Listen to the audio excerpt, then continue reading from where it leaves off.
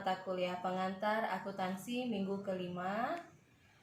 Pada minggu ini Anda akan belajar menggunakan modul 8 mengenai akuntansi perseroan 2 yang menjelaskan tentang klasifikasi modal dan jenis dividen. Penyajian modal saham dengan neraca harus mengungkapkan berapa data modal dasar modal ditempatkan yang ada dalam portofolio.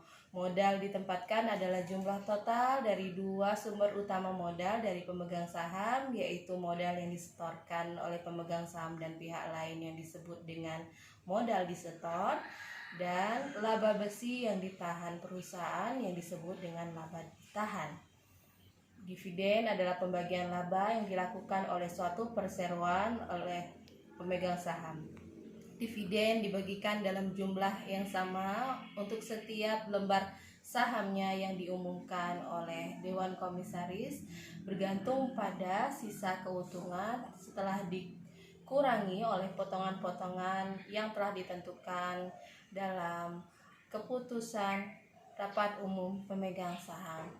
Dalam membuat jurnal atau catatan transaksi pencatatan air jurnal pengumuman dividen, Anda mendebit dividen sebesar nilai wajar saham yang diterbitkan dan mengkredit utang dividen pada jenis saham bersangkutan pada nilai nominal yang telah ditetapkan.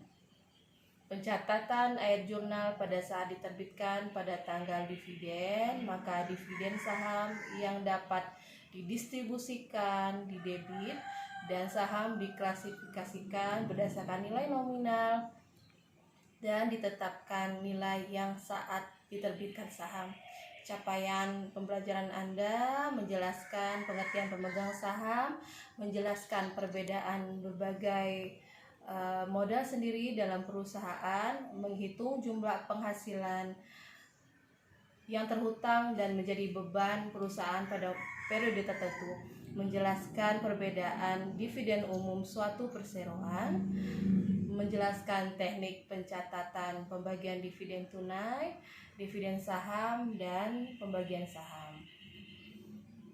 Menghitung pembagian dividen saham dan penutupan akun dividen serta penyisihan laba ditahan dengan menerapkan metode yang tepat.